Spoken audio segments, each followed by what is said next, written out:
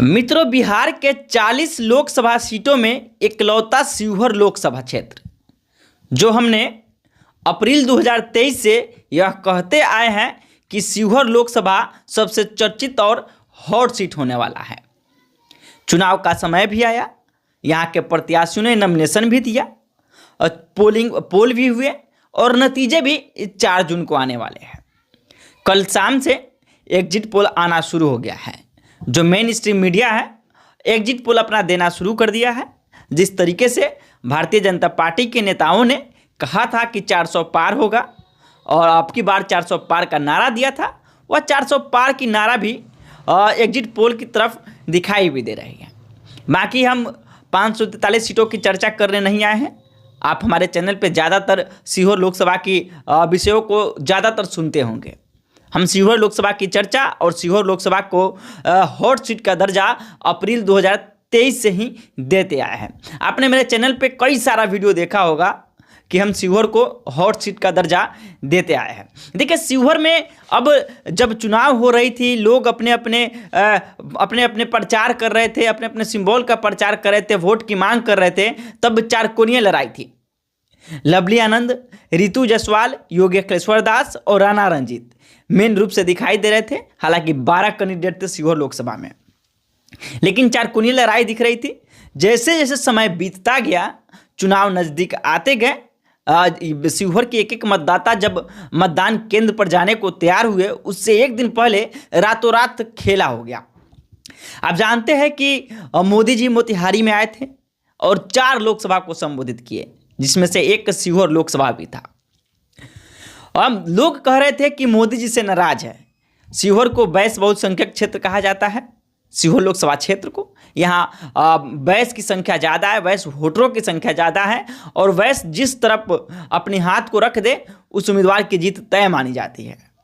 लेकिन यहाँ पर कहा जा रहा था कि बैस जो वोट है, बैस बहुसंख्यक क्षेत्र शिवहर लोकसभा है, वहाँ के बैस लोग नाराज है। यहाँ जो मोदी जी ने जिस तरीके से जिस कैंडिडेट को उतारा उनसे नाराज नहीं है, बल्कि मोदी जी के फैक्टर से, मोदी जी के समीकरण से नाराज है। हम वोट नहीं देंगे, बैसों का कहना था।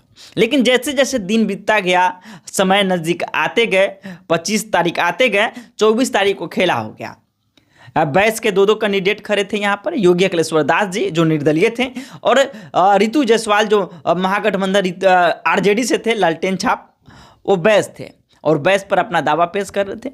लेकिन हुआ या कि लोग, अगर स्पष्ट भाषा में कहूँ तो जैसे जैसे दिन बीतता गया, चुनाव का दिन नज़दीक आया, एक दिन पहले खेला हो गया और बैस सिर्फ मोदी को देखने लगे। और मोदी को देखने का नतीजा यह हुआ कि मोदी की तरफ शिफ्ट हुए। लेकिन मोदी की तरफ कितना परसेंटेज शिफ्ट हुए? आप कहेंगे कि 100%, तो 100% राजनीति में कभी भी नहीं होता है। देखिए, यहाँ पर लोग अपने अपने तरीके से अनुमान लगा रहे हैं कि बैस अगर शिफ्ट हुआ है, नाराज भी थे, तो अगर शिफ्ट हुआ तो लालटेन छाप की तरफ शिफ्ट हो गया, रितु जायसवाल की तरफ शिफ्ट हो गया। कोई कह रहे हैं कि योगेश्वर दास जी की तरफ शिफ्ट हो गया, क्योंकि बैस पे ज़्यादातर दावेदार इन 2 लोगों का था। लेकिन स्पष्ट भाषा में कहा जाए तो 100% में 25% बैस का वोट रितु जायसवाल की तरफ शिफ्ट हुआ और बाकी वोट लवली आनंद की तरफ हो गया। और यही कारण है कि आज मेन स्ट्रीम मीडिया में भी यही चल रही है कि शिवहर लोकसभा से लवली आनंद जीत सकती है, जो आनंद मोहन की पत्नी है। लवली आनंद 2 बार से सांसद रहे, पूर्व सांसद आनंद मोहन सिंह, और उनकी पत्नी इस बार 24 में लड़ाई लड़ रही है शिवहर लोकसभा से। और शिवहर लोकसभा में वह नेतृत्व अच्छे तरीके से कर, उनके लिए बहुत बड़े बड़े नेता जेपी नड्डा से लेकर बहुत बड़े बड़े नेताओं तक इन्होंने शिवहर लोकसभा में कैंपेनिंग किया। और यह सारा समीकरण लवली आनंद के तरफ शिफ्ट होने का कारण सिर्फ यह है, तो बैस का वोटर यहाँ पर 75% लवली आनंद के तरफ शिफ्ट हो गई, जो किसी मोदी जी का चेहरा देखकर लवली आनंद का अपना समर्थन दे दिया।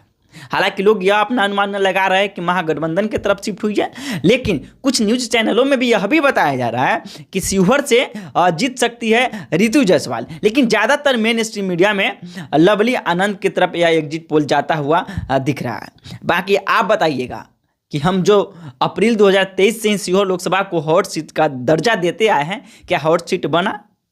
अगर बन भी गया तो क्या यहाँ से जो लड़ाई चार कोणीय थी, अब दो कोणीय लड़ाई, दो पक्ष की लड़ाई सामने आ गई। और रितु जायसवाल और एक तरफ लवली आनंद, तो रितु जायसवाल और लवली आनंद में कौन सीट मारेंगे, कौन सीट निकालेंगे और शिवहर लोकसभा से कौन बाजी मारेंगे, अपना राय कमेंट बॉक्स में जरूर लिखेगा। बाकी आप सहारा न्यूज़ देख रहे थे, वीडियो देखने के लिए आप सभी दर्शकों का बहुत बहुत धन्यवाद। जय हिंद, जय बिहार।